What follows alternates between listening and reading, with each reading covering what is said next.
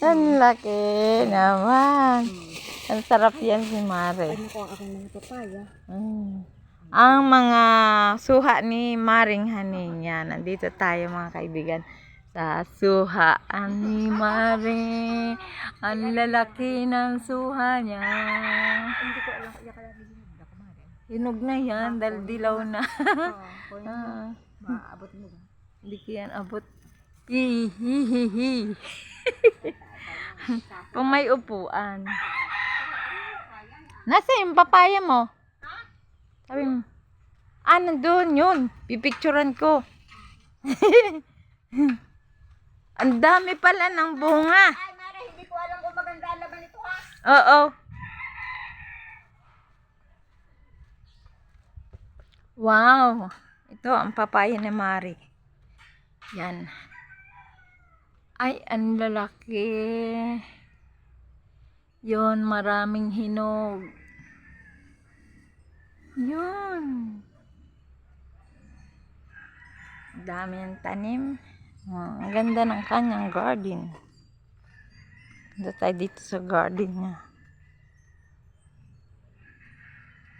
Wow.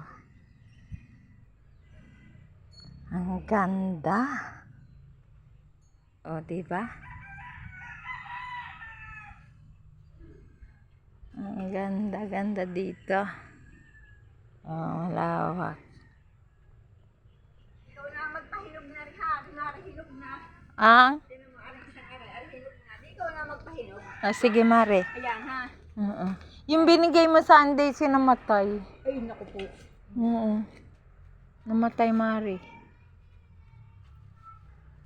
Ay, ano? Bakit? Panggulay yun. Aba, hindi ko Mare. Yung hinog na rin. Yan.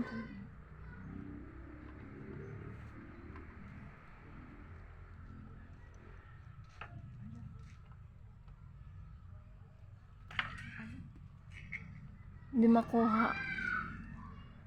Ayan bang kuha mo?